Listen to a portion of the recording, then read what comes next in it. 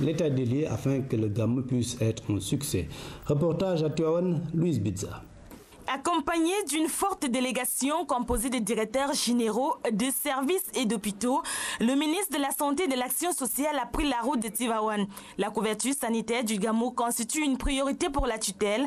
Dame Santé anticipe sur les besoins des pèlerins en mettant en place un dispositif axé sur la prévention et la prise en charge des malades. Sur le terrain, Awamare Kolsek a fait l'état des lieux du dispositif du service d'hygiène au centre de santé de Tivaouane.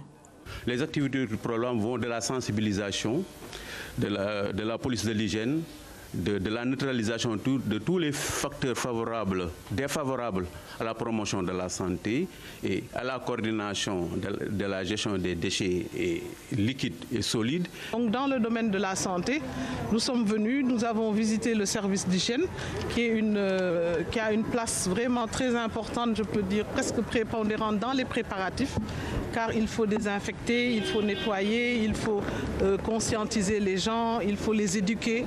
Et donc, ils jouent un rôle extrêmement important. Nous les avons vus, il y a une brigade vraiment de plus de 150 personnes, avec aussi des volontaires qui sont appuyés donc, par la mairie.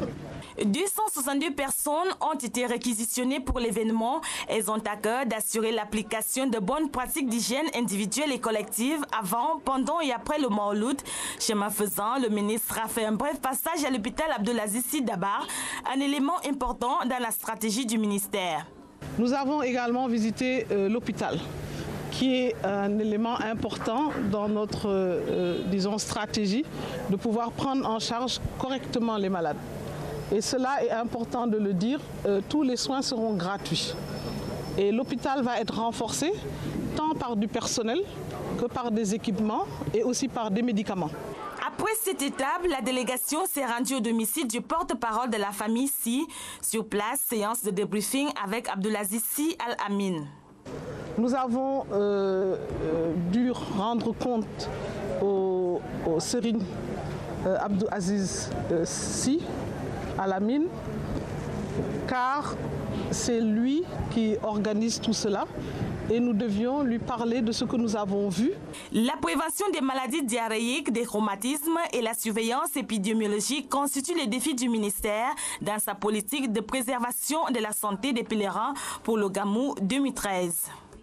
Avec plus d'une cinquantaine d'agents sur le terrain, c'est pour faire beaucoup de directs. La RTS entend mettre les bouchées doubles pour une excellente couverture du Grand Gamou.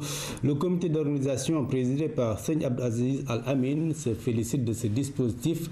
L'administration de la RTS s'est rendue dans la cité religieuse pour présenter sa feuille de route à l'occasion du Mawlud, dit Alioune Badara Kane. Un dispositif exceptionnel. L'expérience aidant, le Gamou de Tivaouane aura droit à un traitement royal. La RTS va déployer les grands moyens pour rester fidèle à sa mission de service public. Nous allons déployer vraiment tous les moyens pour la réussite de l'événement. Nous serons sur le terrain avec au moins une quarantaine ou une cinquantaine de personnes qui vont se déployer dès demain ici à Tivaouane. Et il y aura des directs, il y aura les bourdes en direct, il y aura le spectacle son et lumière. En tout cas, nous essaierons de faire mieux que les autres fois, sinon ce que l'on faisait à l'accoutumée. La feuille de route présentée par la RTS reçoit l'onction de Serigne Abdelaziz Sy Al-Amin.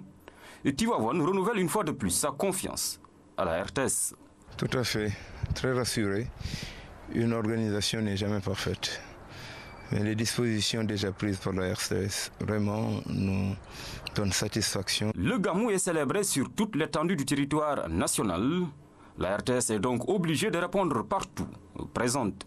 Nous allons faire des directs à partir de tous les grands foyers religieux du Sénégal, en plus des journaux que nous présentons tous les jours, que ce soit à la radio ou à la télévision, pour accompagner les pèlerins, pour les aider à faire un bon pèlerinage.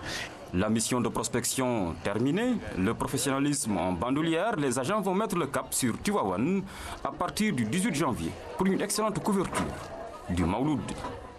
La première édition du bourde régional a vécu hier. La rencontre a eu lieu à la place de l'Obélisque. La mobilisation était au rendez-vous. Ils étaient nombreux. Les disciples tidjanes assistaient à l'événement. Les chefs religieux ont saisi l'occasion pour inviter les talibés à faire des enseignements du prophète un viatique de tous les jours. Ibrahim Ndong. Place de l'Obélisque, intense moment de retrouvailles des disciples de Mame El Hadji Malick Sy. Pour la circonstance, la couleur de la pureté et de l'espoir est à l'honneur, synonyme de l'unité dans la foi. À 16h, cette rencontre religieuse débute avec le bourde.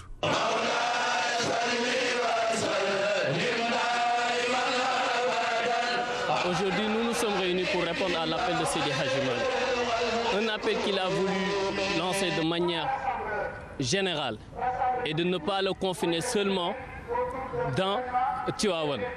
Vous savez, il est détenteur de la mission prophétique. Il lance un appel à la jeunesse pour qu'elle vienne partager la vie de Sayyidina Muhammad sallallahu alayhi wa sallam. La foi en bandoulière, ils sont nombreux les disciples à effectuer le déplacement pour assister à cette première édition du bourde régional. La mobilisation est au rendez-vous. Nous avons ici une mobilisation de plus de 60 coordinations de jeunes basées essentiellement dans la région de Dakar. Cette initiative est l'œuvre des jeunes malikites. Elle est bien appréciée des notables. Cette initiative-là est venue à son heure parce que la jeunesse a besoin de modèles, a besoin de références. On met en exergue les valeurs enseignées par Seydi Hadji Malick et aussi revisiter le modèle prophétique pour en sortir des exemples et des modèles en référence pour la jeunesse. Dans la foulée, les chefs religieux sont largement revenus sur la vie et l'œuvre de Sayyidina Mohamed sallallahu alayhi wa sallam. Ce 4e jour de bourde coïncide avec le chapitre relatif à sa naissance.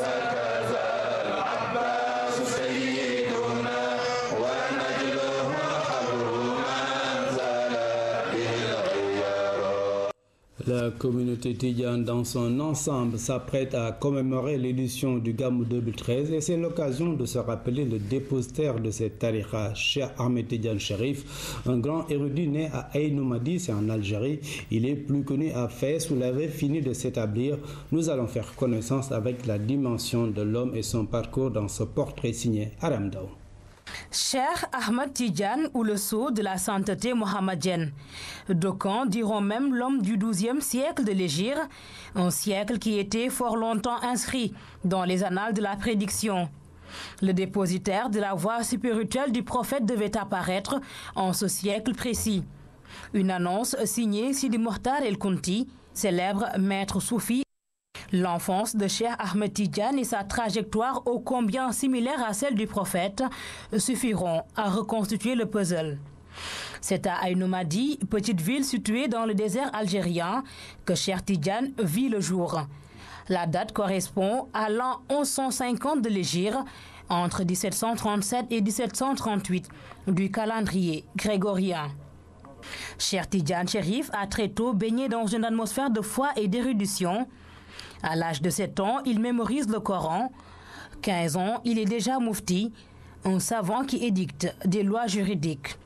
À 16 ans, l'épidémie de peste emporte ses 2 parents, ce qui le rend très tôt orphelin.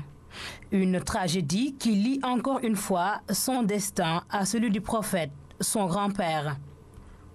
La généalogie de Cheikh Ahmed Tidiane remonte effectivement jusqu'au prophète, une ascendance chérifienne que lui a certifié l'envoyé de Dieu lui-même lors d'une vision en état de veille. Assez souvent, Cheikh Ahmed Tidiane voyait en rêve ou en état de veille le tracé de son destin. À 21 ans, Cheikh Ahmed Tidiane pousse sa quête de connaissances hors des frontières d'Aïn Mardi. Il se dirige vers Fès, la ville qui sera le berceau de la Tidjania.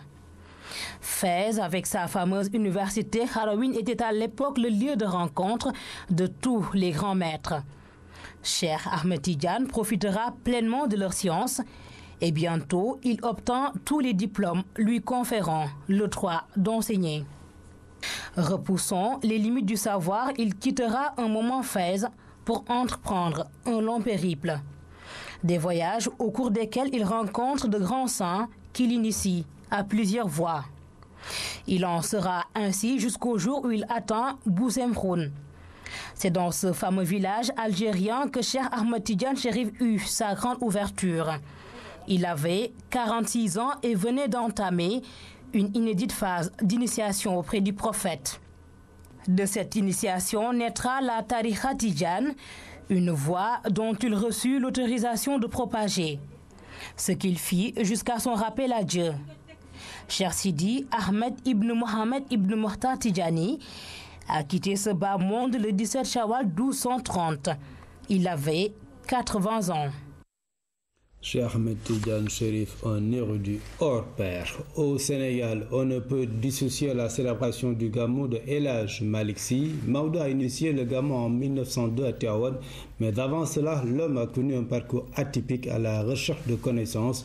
Suivons ce portrait de El Hadj Malick Sy dressé par Kalsoum Sall.